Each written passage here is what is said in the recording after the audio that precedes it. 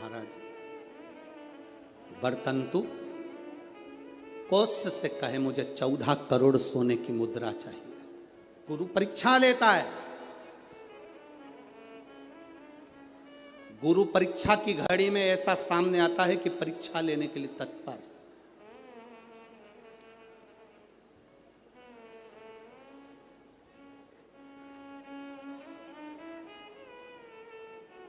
ली परीक्षा,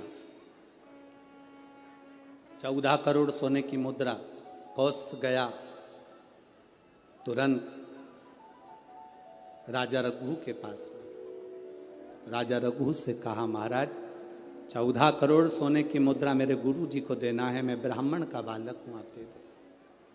राजा रघु ने कहा, 14 करोड़ सोने की मुद्रा देने के लिए मना नहीं, पर मैंने अभी यज्ञ करा था, उस यज्ञ में मैंने सोने की मुद्रा सब संतों को, ब्राह्मण जन को बांटी है।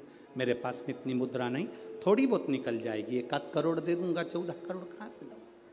राजा रघु ने कहा, पर ब्राह्मण मेरे दरवाजे से खाली ना जा, रुकिए, मैं इंद्र पर आक्रमण करता हूं। गुरु गुरु है, इंद्र पर आक्रमण करता हूं। राजा रघु ने इंद्र पर सेना तैयार कर आक्रमण करना प्रारंभ करा। इंद्र का सिंहासन डोलने लगा। इंद्र दौड़ते दौड़ते भगवान ब्रह्मदेव के पास में गए। राजा रघु इंद्र पर आक्रमण कर रहे हैं, इंद्रलोक पर आ रहे हैं, क्या करा जाए। एक बच्चे को 14 करोड़ सोने की मुद्रा चाहिए, गुरु ने मांगी है, इसीलिए लेकर जा रहा है। उसको 14 करोड़ स्वर्ण मुद्रा, हाँ 14 करोड़, हाँ क्या करें। इंद्र से कहा, राजा रघु यहां पर आए स्वर्ण मुद्रा लेने के लिए, आप कुबेर को बुलाओ और कुबेर से कहो कि तू जाकर 14 करोड़ सोने की मुद्रा दे दे। कुबेर को बुलाया। कुबेर शमी का एक पत्ता तोड़ा।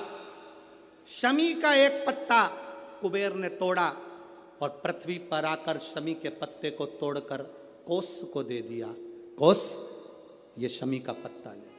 कोस ने कहा, मुझे 14 करोड़ स्वर्ण मुद्रा चाहिए, ये पत्ते का क्या करूंगा। 14 करोड़ मुझे स्वर्ण मुद्रा चाहिए, इस पत्ते का क्या करूंगा। तब कुबेर ने जो पत्ता दिया और कोस से कहा कि यह बर्तन तू महर्षि को ले जाकर दे देना, वह महर्षि समझ जाएंगे इस पत्ते में क्या है। बर्तन तू महर्षि के पास में एक शमी का पत्ता ले जाकर कोस ने दिया।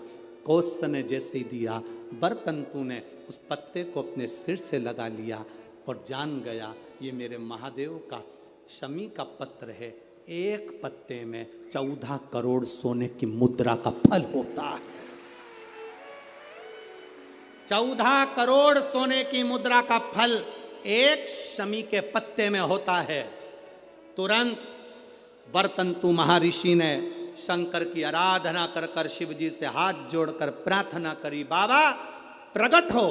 देवादिदेव महादेव प्रकट होकर कहते हैं, बर्तंतु मांगो तुम्हें क्या चाहिए। बर्तंतु कहते हैं, बाबा शरदीय नवरात्रि पूर्ण होने पर जो विजयदशमी आए, उस दशमी के दिन जो एक शमी का पत्र भूलवश भी महादेव को समर्पित कर दे, उसकी जिंदगी में कभी संपदा की कमी ना आए। एक शमी का पत्र, एक शमी का पत्ता 14 करोड़ सोने की मुद्रा से प्रबल हो जाता है। एक शमी का पत्र। आज भी कई जगह पर विजयदशमी के दिन, कई स्थानों पर विजयदशमी के दिन शमी के पत्ते का लेन देन होता है। शमी के यहाँ होता है कि नहीं होता हमको स्मरण नहीं है, महाराष्ट्र में तो, पर कई जगह पर होता है। यहाँ पर भी शमी का जो पत्र होता है, विजयदशमी के दिन लोग देकर उसको प्रणाम करते हैं, माता पिता को नमन करते हैं। क्यों? आप अपने बच्चे हो, आपसे पूछेंगे, आपकी औलाद आपसे पूछेगी, आपके आने वाली पीढ़ी आपसे पूछेगी, माँ ये कौन सा नाटक बनाकर रखा है तुम लोगों ने, शमी का पत्ता दे, शमी का पत्ता ले, मिलने जाओ तो शमी का पत्ता क्यों लिया दिया जाता है। बच्चे पूछेंगे। आज की पीढ़ी बहुत प्रश्न करती है, उसको उत्तर देना पड़ेगा कि एक पत्ते में 14 करोड़ स्वर्ण मुद्रा का फल होता है। एक शमी के पत्र में आज के बच्चे जो प्रश्न करेंगे उसका उत्तर देने के लिए तुम्हें तैयार रहना पड़ेगा। उस उत्तर को तुम्हें देना पड़ेगा कि ये शमी का पत्र विजयदशमी पर क्यों लेन देन किया जाता है, शमी का पत्र क्यों शिव के मंदिर में जाता है, शमी के पत्र की मूलता क्यों होती है, इसको समझाना। एक शमी पत्र में वो फल है,